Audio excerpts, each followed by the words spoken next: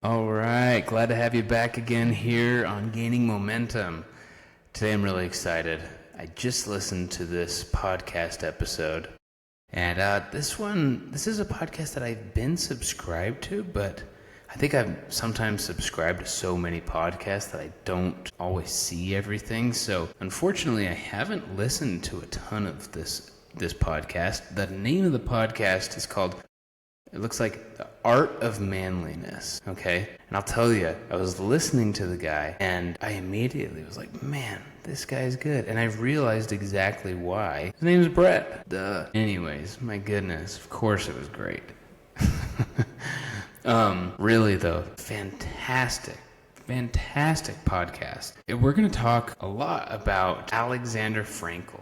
Okay, Victor Frankl's grandson. I really invite everyone to listen to it. We're not going to talk about it for too long, so you make sure you have time to listen to it, okay? But I really want to give props to Brett McKay. He owns the Art of Manliness Podcast, but gotta give this guy so much credit because he was as well prepared for an interview with someone like Alexander Frankl. It was incredible. He had such thoughtful, thought-out, prepared questions. It was honestly incredible. One of my favorite interviews I've heard.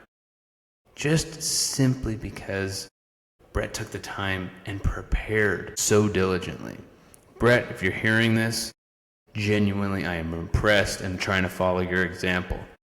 So thank you. There's a whole bunch on the Art of Manliness podcast. I want to talk about that at the end. Make sure we give them a shout out. But right now, I want to get started on talking about what this actual podcast talked about. Alexander Frankl. So again, almost everyone has heard of the book by Victor Frankl, Man's Search for Meaning. You know, it's one of those, I realized, I think I've read that in high school. I absolutely need to reread it. But it's one of those books that you see frequently. I've actually got multiple copies here in our little home library. But wow, what a powerful book.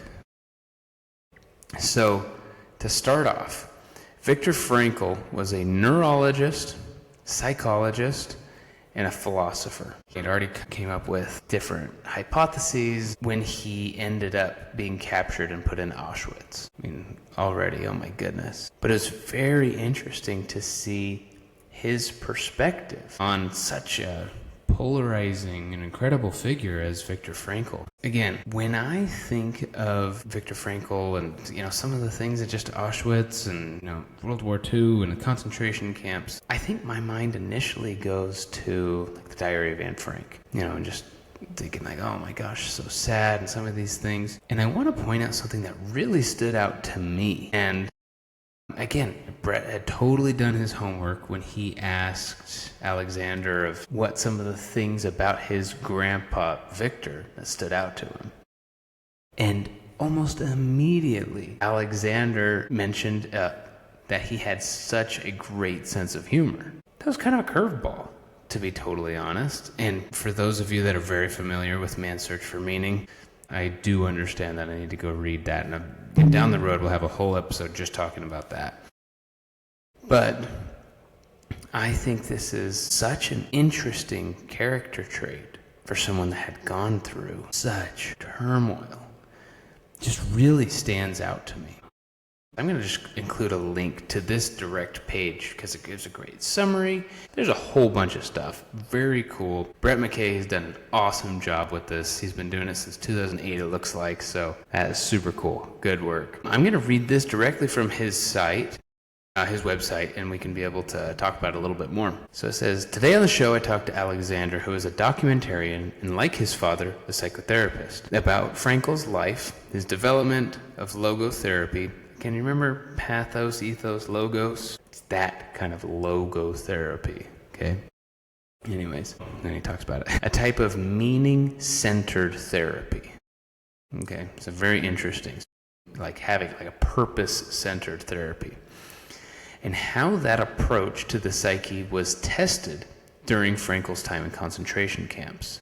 This is another really interesting thing that I want to talk about this, so we'll pause after I read this sentence. So it says, we discuss why Frankl said that everyone has their own Auschwitz, how a lack of existential meaning can create depression, the 3 ways to actualize meaning in your life, whether meaning is something that is objective or subjective, the freedom we have to choose our attitude in all circumstances, including suffering and war. Amazing. One other thing that stood out to me is a very poignant comment that really, and Brett McKay says it, only Victor Frankl could have that quote of everyone has their own Auschwitz.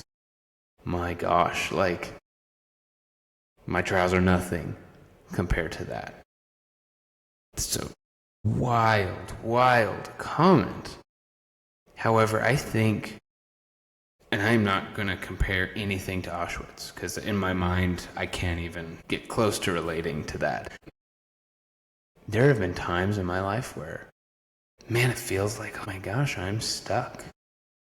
Like, I'm at the end. Like, what do I do? Like, oh my gosh, this is so terrible. How do I get through this? I think everyone has felt that. And I think that's what Victor Frankl is referring to. Obviously, he went through so much. And we're so blessed that he had already studied and done so much work prior to this. And then really, as they talk about it, he kind of tested his theories as he was in these concentration camps. Anyways, it is a really incredible podcast that is absolutely worth the listen. It's almost exactly an hour. Okay, it's like 59 minutes and change. Really well done podcast. This is one where, to me, it was perfect to listen to on a run. I wanted to hear and understand and make sure I knew what was going on.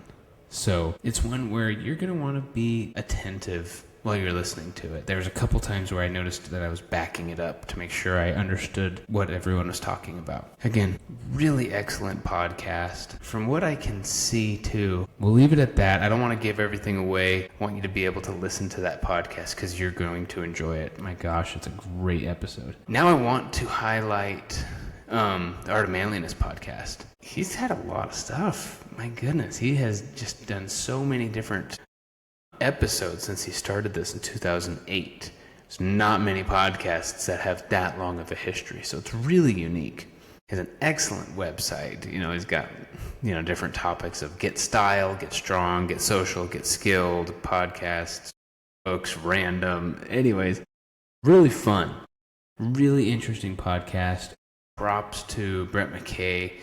One day I'd love to hear his story and, anyways, definitely worth a listen. I'm sure there's plenty of excellent episodes that you can be able to find there. So I hope you find value in that, and I hope that you find value in this and pointing you in just more resources. Again, we're trying to gain momentum, all right? If you find value here and go elsewhere, awesome. That's so exciting. I'm so happy for you. We're all on this journey, and let's just get a little bit better together. I hope you enjoy that podcast, and I hope you enjoyed this. Let's talk again soon. Bye.